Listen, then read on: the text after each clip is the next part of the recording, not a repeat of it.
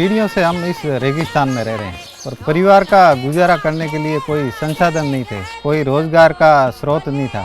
तो हमारे परिवार का और हमारा पेट पालने के लिए हमारे को बाहर जाना पड़ता और खेती की जो क्वालिटी और किस्म भी ऐसी नहीं थी कि वो हमारे को भरपूर उपज दे सके। खेती तो मेरे पापा जी परंपरागत करते थे, मैं वही खेती करता था, परंतु उससे गुजर बसर नहीं हो रहा था, खर्चा नहीं निकलता था। ये सोच रहा था कि अब गुजर बसर कैसे होगा।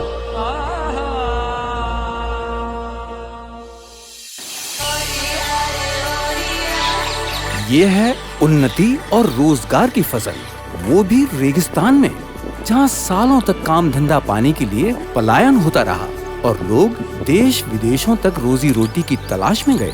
असल में ये नया रेगिस्तान है, जहाँ जल ग्रहण परियोजना ने रोजगार की संभावनाओं को बढ़ा दिया है। किसान आत्मनिर्भर बने, उसके पास पैसा है, ऐसी क्रॉप जो किसान को बढ़ावा दे, उसके बाद उसका आर्थिक स्तर मजबूत हो सके। ये टोटल हमारा एरिया था 7,500 हेक्टेयर। शुरुआती साल में लगभग 20 किसानों को हमने अनार के पौधे उपलब्ध करवाए और जैसे ही हमने दूसरे साल ये क्वांटिटी हमने काफ़ी 100 के आसपास हम लोगों को प्लांटेशन करवाया। हमारी ज़मीन सैंडी सोयल है, बालू रेत की वजह से हमारा जो पानी है सारी है और अनार ऐसा पौधा है वो विषम परिस्थिति में भी तैयार हो जाता है। अनार की इस बागवानी को मरुभूमि ने भी स्वीकारा है, अपने आंचल में संजोया है और रेगिस्तान को हरियाली की चादर से ढक दिया है। जल ग्रहण परियोजनाओं के द्वारा की गई पहल और किसानों की मेहनत ने क्षेत्र में परंपरागत खेती को छोड़ रोजगार के नए साधनों को जन्म दिया है। अनार करने के बाद हम वो रायड़ा और एरंडी वो भूल गए। क्यों भूल गए कि एक तो पानी खारा हो गया, पानी खारा होने के बाद वो पैदावार नहीं होती है। अनार की पैदावार ऐसी है कि इसमें पानी भी कम चाहिए, मेहनत कम है, इसलिए अनार का गुजारा लोग सब करने लगे। अच्छा, आज घर घर में गाड़ी है, मेरे घर में भी, मेरे पास पहले एक मोटरसाइकिल थी, अब 5-6 गाड़ी है।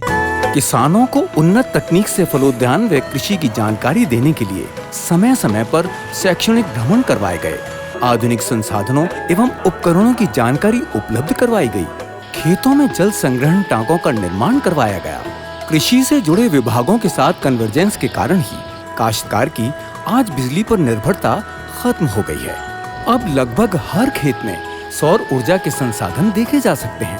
कम पानी से अधिक पैदावार जैसी आधुनिक तकनीक ड्रिप इरिगेशन थार मरुस्थल में बागवानी के लिए वरदान साबित हुई है।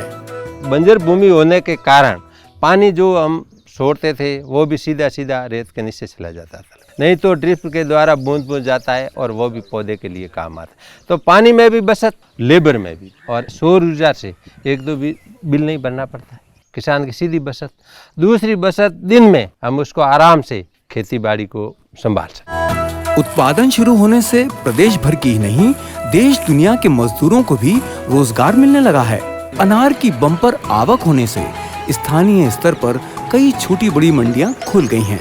एक्सपोर्ट क्वालिटी का उत्पादन इतना होने लगा है कि अब काश्तकार को व्यापारी तक नहीं जाना पड़ता, वरन व्यापारी स्वयं खेतों में आकर मोल भाव करते हैं। सिर्फ अनार ही नहीं, जल ग्रहण के प्रोडक्शन कंपोनेंट के द्वारा राजस्थान में बागवानी की दूसरी फसलों से भी कृषक आर्थिक रूप से सशक्त हो रहे हैं।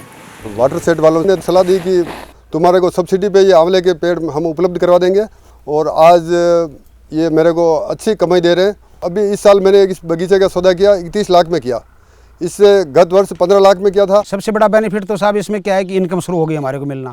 दूसरा, यहाँ खरगोश, तीतर, पक्षी, जंगली जानवर छोटे छोटे इस प्रकार से घूमते हमारे बीच में, बड़ा मजा आता देखने में, खरगोश को देखने में, जबकि खरगोश हमें देखने को नहीं मिलता था।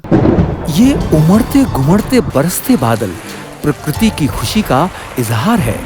पर्यावरण के इसी सामंजस्य के कारण आज औसतन वर्षा बढ़ गई है और लू के थपेड़ों में कमी हुई है। गुजरते समय के साथ सुनहरी मरुभूमि में जहां एक तरफ सोना उबलती रिफाइनरी है, वहीं दूसरी ओर हरित क्रांति भी है, जिससे आई समृद्धि और संपन्नता ने किसानों का जीवन ही नहीं, क्षेत्र की पहचान को भी बदल दिया है।